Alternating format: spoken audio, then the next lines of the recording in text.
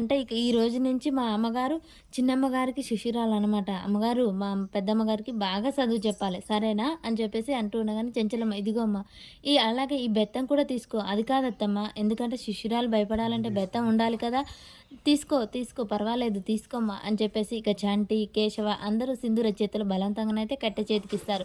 తప్పు చేస్తే కొట్టాలి కదా! అని చెప్పేసి నవ్వుకుంటూ ఉంటారు. ఇక కేశవ శ్రీరాములు ఇంటికి వెళ్తాడు. వైద్యం చేస్తూ ఉంటాడు. సంతోషంగా తన స్నేహితుడు కాఫీ తీసుకొచ్చి, "ఇదిగోరా కాఫీ తాగు. నువ్వు తెచ్చావేంట్రా? అలివేని ఎడిపోయింది" అనగానే, "కాలేజీకి వెళ్ళిందిరా" అని చెప్తూ ఉండగానే కాఫీ తాగుతూ ఉంటాడు. "ఎలా ఉందిరా?" అనగానే, "చాలా బాగుందిరా నీ చేయితోటి" అని చెప్పేసి అనగానే విజయం వచ్చి చూస్తూ ఉంటుంది. "సంతోషం చాలా ఉన్నట్టుందే.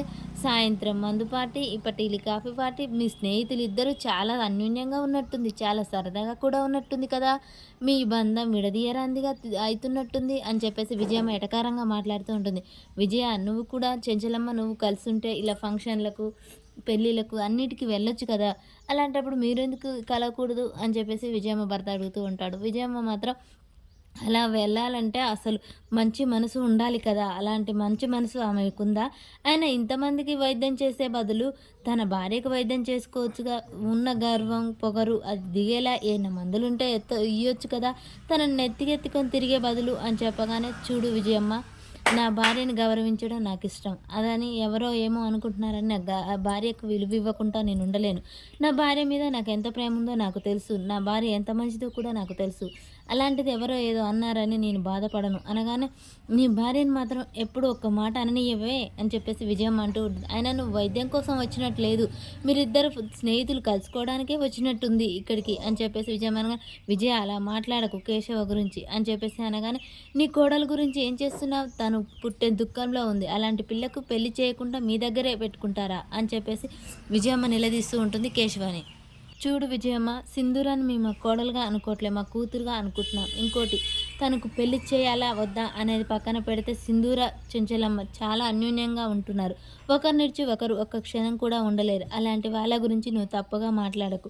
జరిగిందేంటో తెలుసుకోకుండా వాళ్ళ గురించి నిందలేయటం మంచిది కాదు. త్వరలోనే మీ నాన్నగారికి నయమైతుంది సరేనా" అని చెప్పేసి వెళ్ళిపోతాడు. విజయం మాత్రం కోపంగా చూస్తుంటుంది. ఇక చంటి గాల్లో లెక్కలేసుకుంటూ నవ్వుతూ ఉంటాడు. "అబ్బా వీడి లోకం వీడిదే. వీడిలాగా ఉండాలి అందరూ" అని చక్రం దగ్గరకొస్తూ ఉంటాడు. "చంటి చంటి ఏం చేస్తున్నావురా? తిన్నావా?" అని అనగానే, "ఆ! తిన్నాను బాబాయ్. పెరుగుతో 4 ముద్దలు, కూరతో 4 ముద్దలు, వంకాయ కూరతో 4 ముద్దలు అన్నీ తిన్నాను" అని చెప్పేసి అనగానే, "పొట్ట పలిగేలా తిన్నావనమాట. అంటే తిన్నది అరగడానికి ఆలోచిస్తున్నావా ఇప్పుడు" అని చెప్పేసి చక్రం వెటకారం చేస్తూ ఉంటాడు. ఈలోపే అక్కడికి కేశవ వస్తాడు. "ఏంట్రా చంటి ఏంటి ఏ విషయం గురించో మాట్లాడుకుంటున్నారు?" "ఆ! ఏం లేదు అయ్యగారు. ఆడు ప్రేమ కథ గురించి అయ్యగారు" అని బసవ అంటాడు. "అవునా నీకు ప్రేమ కథ ఉందారా? అయితే చెప్పు నేను వింటాను. నీ నోటి నుంచి ఎంత మాట్లాడినా వినాలనిపిస్తుంది" అని చెప్పగానే, "అయ్యగారు చెప్తాను కానీ వేళన చేయకూడదు ఈ చక్రం బాబాయ్ లాగా." "ఏం చేయనులేరా నువ్వు చెప్పు" అని చెప్పేసి అనగానే, "సరే నా ప్రేమ కథ నా చిన్నప్పుడే స్టార్ట్ అయింది" అని చెప్పేసి తన చిన్నతనాన్ని చూపిస్తూ ఉంటాడు. అలా గుళ్ళోకి వెళ్ళి తన నందిక నుంచి చూస్తూ ఉండగానే తనకైతే ఒక అమ్మాయి కనిపిస్తూ ఉంటుంది. మరి ఆ చిన్నప్పటి ప్రేమించిన అమ్మాయి ఎవరు ఏంటి అనేది మనకు రేపటి ఎపిసోడ్లో తెలుస్తుంది. ఇక సింధూర వాళ్ళ అమ్మ సింధూరని కలవడానికి వస్తుంటుంది. "ఏంటమ్మా ఏం మాట్లాడవేంటి" అని అనగానే, "మాట్లాడడానికే వచ్చానమ్మా" అంటూ ఉండగానే చెంచలమ్మ లోనికి వస్తూ ఉంటుంది. "అమ్మ సింధూర నువ్వు పెళ్లి చేసుకోవాలి. నేను పెళ్లి చేసుకుంటానని మీ అత్తమ్మని అడుగు" అని చెప్పగానే సింధూర షాక్ అయి అలాగే చూస్తూ ఉంటుంది. మరి చెంచలమ్మ ఆ మాట విని ఇక పెళ్లి చేయాలని నిర్ణయించుకుంటుందా? అసలు ఏం జరుగుతుంది అనేది నెక్స్ట్ ఎపిసోడ్‌లో తెలుస్తుంది.